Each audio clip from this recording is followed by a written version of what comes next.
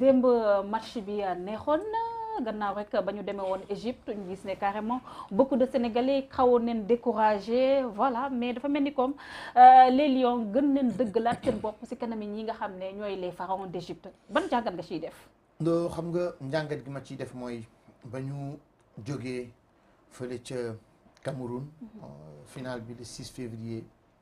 2022 une date historique parce que ci le Sénégal di dugg ci histoire de remporter cette 33e édition de la Coupe d'Afrique des Nations. muy une première ba ñu génnee foofu j'avais des confrères ak ay sax ñi may tàmm di waxtaanal xam naa sûrement am na si ñoo xam te ñu ngi suivre émission bi. dama leen ne woon Égypte duñ ko gagné ñetti yoon. après waaw dama ne Égypte duñ ko gagné ñetti yoon. nga tegoon ko fan. waaw parce que équipe bu mag la. et comme VAR léegi dafa xew. j'avais pris la peine bu seen ay naataangoo yi nekk fii ci biir kër gi. Lalia le vendredi. dama ko ne match bu compliqué lay doon pour Sénégal foofu ca Caire. parce que nag égyptiens yi tamit dañoo amoon seen droit de revanche. ñu gagné leen finale Coupe d'Afrique des Nations. ñu war a dem éliminatoire Coupe du Monde barrage équipe bu gagné génn ci au-delà même de l'aspect sportif y a l'aspect géopolitique. et mu nekk un ensemble boo xamante ni bii ni égyptiens yi ñëpp ko xamoon. moo tax gis nañu le match aller foofu ca Caire comment ça s'est passé ils nous ont vraiment fatigués ils nous ont imposé une pression infernale ils nous ont montré qu'ils veulent aller à la Coupe du Monde ñun nag on a été intelligent heureusement on n'a pas encaissé beaucoup de buts ñu jël benn but mais loolu doon dem match aller bi bettuma retour bi nag encore une fois seen naataangoo beneen wooma du Lalia keneen du góor la dama ko ne man gëm naa ni xale yi dañuy qualifier li tax ma gëm ni xale yi dañuy qualifier parce que ànd nañ ci ak détermination ànd nañ ci ak envie et ñoom itam dañoo bëgg a bind seen histoire ci page bi et loolu pour def ko il faut ci grand match yi nga génn ci le grand jeu et loolu tey ils l'ont compris ñu ngi surfer sur cette dynamique positive bi nga xamante ne bi am nañ ko depuis le mois de février et loolu jàpp leen et ñu xam nag ni tout un peuple est derrière eux mais foofu dama fay taxaw tuuti féliciter encore une fois le peuple sénégalais. Hier ils ont vraiment démontré que ni ils étaient des 12e gaynde tout au long de la rencontre ils ont été constants. Ils n'ont pas arrêté de supporter les 11 acteurs qui étaient sur le terrain et alors ça prouve que ne am na benn fibre am na loo xamante ne bii ni ñu ngi koy montrer. Bravo aux supporters bravo aussi à la fédération sénégalaise de football parce que tey ñoom ñoo indi li nga xamante ne moo tax ba lii mun a ne avec l'appui bien sûr de l'État du Sénégal notamment avec le ministre des Sports Matar Ba depuis que mu fi nekkee état baa ngi accompagner dirigeants yi ñu ngi jox seen wàll ci mbir mi et joueurs yi aussi ñu ngi def lañu war a def ci terrain bi looloo waral tey une deuxième qualification d'affilée à une coupe du monde et une 3e participation suñ ci mais peut-être Mbaye balaa ñu ñëw sax ci fédéraux yeeg yooyu parce que loolu aussi dinañ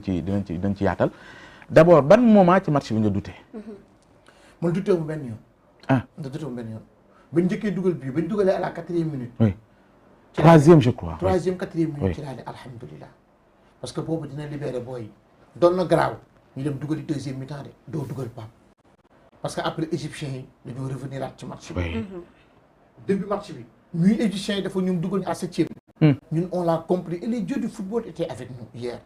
on a rapidement marqué on a nag raté des occasions de but ak Ismaïla Sarr mais yooyu tamit dafa bokk ci jeu mais rattrapé na ko ci tir au but yi xam nga football moo nekk loo xam te ne c'est pas une science exacte et tey ñu bëri bi Ismaïla Sarr di jël bal bi di dóor dañ doon naan si dina ko raté parce que bokkatul ci match bi au contraire il a marqué un très beau penalty moom ak bu le jeune Ahmadou Bamba Dieng waaye comme ni ko defee woon ci final ba et sax penalty du ñaaw na dugg rek mais Mbaye boo nee ditayoo benn moment daf may jaaxal parce que ni Lions yi entamé maanaam premier mi-temps bi ute na bu ñu ñëwee ci seconde période bi surtout ci vraiment 20 dernières minutes yi sonn la woon wala la à un moment donné on a perdu même le fil loolu moo indi woon sax changement yi nga xamante ne Aliou Cissé opéré na ko partie boobu laay wax on a pratiquement prêté le flanc am na moment boo xam ne égyptien dañ ñu ko doon def. mais Pape oui n'oublie pas que ni tu as joué le vendredi Égypte du Mali Égypte du Mauritanie jegewul dafa sori bien que vol spécial lañ jël ah ouais waaw mais voyage dafa métti toogaay voyage dafa métti nga ñëw le vendredi ci guddi gi bi nga footballé vendredi nga ñëw vendredi ci guddi samedi nga def séance d'entraînement dimanche nga def séance d'entraînement lundi nga def séance d'entraînement avec la pression bu ñu fàtte ne y avait une pression énorme ci mbaggu xale yi y avait une pression énorme ci mbaggu xale yi ñoom nag ils ont eu les épaules assez larges pour contenir loolu et bi ñu demee ils ont eu leur période et moi je m'attendais à ce que les Égyptiens aussi bokk ci match parce que match mënoo ko dominer tambour battant 90 minutes il fallait que Égyptiens yi ñoom te am seen moment mais heureusement bu moment boobu Égyptiens yi am les jeunes l'ont très bien géré en étant très regroupés et aussi en étant très solidaires. mais benn moment ci défense bi il y a eu des frottements. non manque de communication entre gardien bi ak défenseur yi à 2 reprises ah. on a failli prendre. mais xam nga lan moo tax non doo jël prendre. Fayir ak am ba hôtel. waaw moom laa ci li may gis yow yaay tontu man damay laaj rek. mais xam nga tey ci li may gis laay xam nga tey Pape loolu c'était prévisible parce que tey égyptiens yi mais ce sont de bons footballeurs. ce sont de bons footballeurs. lii nii Sénégal am ni ñu gagné Égypte en 3 rencontres ñu gagné ko 2 fois. loolu am na ñoo xamante ni bii soo leen këppalee seen bàmmeel yëkkatee wax ko da ngay naan loolu mënut a nekk. Sénégal jàpp Égypte dominer ko ci football loolu da ngay naan mënut a nekk. moom kay 3 rencontres 3 fois. waaw mais quand même dominer nga Égypte ñetti rencontres yëpp donte keroog moom moo la gagné mais les occasions les plus claires les occasions les plus nettes et je dirais même l'occupation bal bi yow yaa ko ëppale plus de 54%.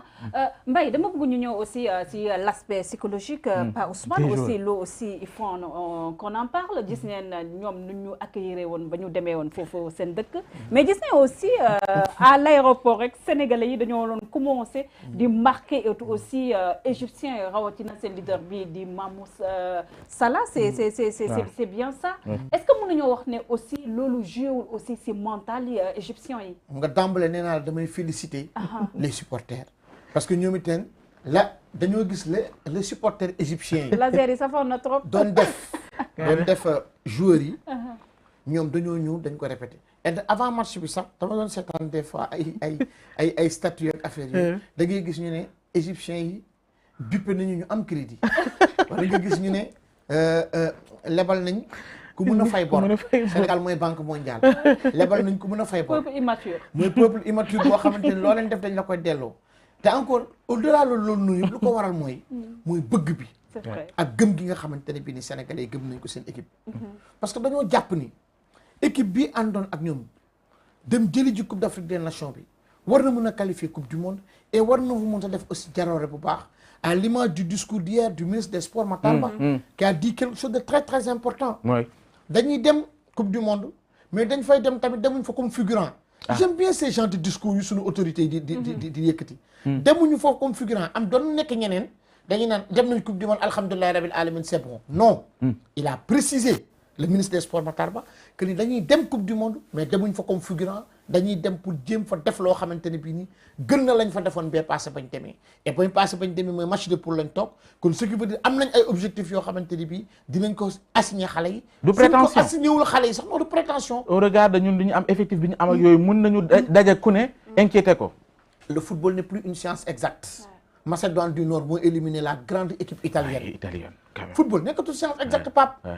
football amatul léegi 1 + 1 = 2. football du 1 + 1 = 2 nu ko ministre des Sports Matar Ba waxee loolu war na mën a ne te xam nga lu tëj loolu yëpp. mooy xale yi gëm nañ ko et luñ doon ñàkk. dañ ko am.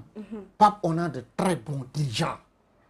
loolu mooy li nga xamante ne bii aussi gars yi dañ koy. loolu dinañ ci ñëw ci côté dirigeant bi. parce que on a de très bons dirigeants. oui on a de très bons dirigeants. parce que ce sont ces dirigeants là qui t'ont permis d'avoir ce très bon résultat parce que ñoom ñoo encadré xale yi.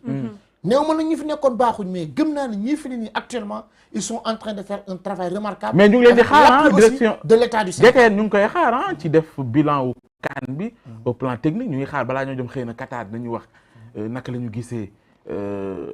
prestation Lions yi ak système de jeu bi nga xam te ne Aliou Cissé teg na ko lan lañ ci war a soppi luñ ci war a boole loolu taxawaayu DTN la ñu ngi ko ci xaar te gisaguñ te yéen Mbaye yéen journaliste sportif yi mais à la limite. on vous entend même pas ci question yooyu ngeen agité ko yëkkati ko pour que ñu xam ni équipe bi aussi équipe nationale la. du rek dirigeant yi du rek yéen ci xam. ñun aussi dañ ci am droit de regard. donc xam nga kii xam nga Pape Ousmane bëgguma bàyyi ma expliquer waaye léegi tey. damay laaj rek waaw d'accord xam nga tey. xam nga tey li nga xam nii mooy lu ñu wax mooy. mooy Pape Coupe d'Afrique soo fa demee sooy def sa bilan lan la mooy pour wane lii ak lii lañ fa jëlee lii ak lii lañ fa def waaye xam nga on a remporté la Coupe d'Afrique y a pas eu assez de temps pour man pour faire ce bilan mais gëm naa ñoom dinañ ko def parce que je ne suis pas là en tant que membre de la fédération sénégalaise de football. fii ak novembre on a le temps décembre avant ñu dem coupe du monde là invité leen fii laaj leen non yow en tant que Mbaye attention yow journaliste sportif nga ba pare ngeen jiite association boo xam te ne moo fédéré tous les journalistes sportifs yi nekk ci réew mi dëgg la muy ANPS dëgg la c'est-à-dire ngeen xam leen ci biir ak ci biti dëgg la dem ba sax ñu wóoru leen di leen def ay consultants di leen laaj dëgg la loolu aussi dañu yaakaar ne da ngeen am seen liberté de ton dëgg la mun di xalaat li war a am ak li warul am man jàpp naa man sama gis-gis man xalaatuma te gisuma benn réew bu koy def compétition équipe nationale dem même bu fekkee jël na ndam ñëw mais amul benn débrief c'est-à-dire techniciens yi gën a mag ci réew mi taxaw ñu jàngat xool Aliou Cissé la mu proposé lan moo ca dox lu ci doxul joueurs ya mu am ainsi de suite moo tax ma ne nan la ñu war a demee mais loolu Mbaye quand même waaw moo tax ma ne Pape dinañ ko def comme ni nga ko waxee nii waaw xam naa ñoom dégg nañ ko dinañ ko def mais man li nga xamante ni bii mun naa ko wax mooy à l'instant T en tout cas ñu ngi ci yoon boo xamante ni bii nii lu olof yi di naan macha allah macha allah ci yoon boo xamante ne macha allah parce que lu fi musuloon am na fi nag jël nañ Coupe d'Afrique et dans la foulée qualifié nañ pour une deuxième qualification consécutive à une coupe du monde ba njëkkee qualifié 2002 la balaa ñoo qualifié waat 2018 diggante bi lu bari jaar na fi mais nga dem coupe du monde 2018 dem coupe du monde 2022 kon ce qui veut dire ce football régressé wul nu ñu comprendre système mu Aliou Cissé démb départ bi 11 de départ bi lu la bett la titularisation wu Bouna Sarr à droite comme excentré bett na ma waaw loolu bett na ma Sabali bettu ma parce que Sabali moom ci forme man kañ dama doon naan diggante Sabali ak Bouna Sarr kan mooy jouer à droite man loolu laa doon xalaat mais Aliou Cissé a compris que ni Bouna Sarr a un apport offensif parce que soo dee cette formation bu muy football club de Metz Fernandez yore ko woon boobu ak moom mu ngi doon jouer excentré droit bi mu ñëwee Marseille lañ ko indi def ko latéral droit est-ce que il y a beaucoup de joueurs yoo xam te ne def une reconversion bu mel noonu am na benn joueur bu tudd Diego Capel nekkoon FC Séville excentré droit la woon Dani Alves excentré droit la woon Marcelo excentré droit la woon mais xam nga soo nekkee excentré droit moom numéro 10 tayam rapidement war nga mun a wala excentré gauche rapidement war nga mun a def arrière droit wala arrière gauche kon ce qui veut dire da ngay am benn technique bi ak benn sensu mun a déborder loolu démb nag on a vu le travail bi nga xam te moom la Bouna Sarr apporté à droite et sa complémentarité ak nga xam te ne mooy Youssouf Sabaly qui a réalisé un match hier défensivement extraordinaire franchement à droite moom Bouna Sarr a réalisé moom ak Youssouf Sabaly un match sérieux bloqué nañ ci côté yi et d'ailleurs même sax on a vu beaucoup d'occasions foofu la doon jógee Idrissa Gana Gueye quand même ñu jàpp ni doxul woon démb waaw ñu bàyyi ba mu xaw a gaañu ñu koy soog a génne qu'est-ce qui s'est passé non Gana soo dee seet match aller bi c'était pas du grand Gana qu'on a vu jouer oui c'était pas du grand Gana mais match démb bi Gana aussi a fait un match correct Gana a fait un match correct on l'a vu ce coup de pied arrêté yi dafa dem ba sax dafa gaañu loolu moo tax ñu génne ko Aliou Cissé génne ko et daf ko remplacer ak Nampalis mu nekkoon devant la défense après dafa génne Gana teg ko devant la défense permettre Cheikhou Kouyaté ak Pape Gueye ñoom ñu gën a mun a souffler parce que dañ doon apporter du sang neuf. après dafa génne sax Nampalis. waaw daf ko génne Nampalis la génne. on n'avait pas compris dafa génne Nampalis. di tax mu génne xam nga am nañu choix yoo xamante ne bii coach bi moom moo koy mën a xam parce que li may wax mooy il a eu le temps de travailler avec eux pendant 4 à 5 jours 6 jours yoo xamante ne à huis clos la ko def. kenn dugg fa moom secret ya fa ne moom moo ko xam moom ak ay joueurs am te dana leen secret yooyu di ko génne di ko divulguer. da doon liggéey pour mun a am ndam bi et yàlla may na ko ndam bi. mais Mbaye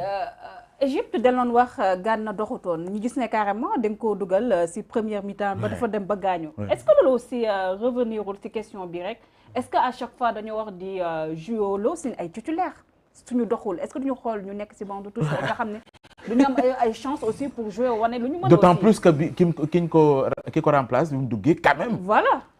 ay touche de balam da ngay xam ni booy bi. en temps de jeu il va faire mal. entamé match pas Matar. entamé match ak dugg en cours de match bokkul de. déedéet entamé match dugg en cours de match bokkul. l'international mooy wax. c'est parce que xam nga li tax. soo entamé match bi di nga am ay repères yu am solo sooy dugg en cours de match yow mi toog ci banc bi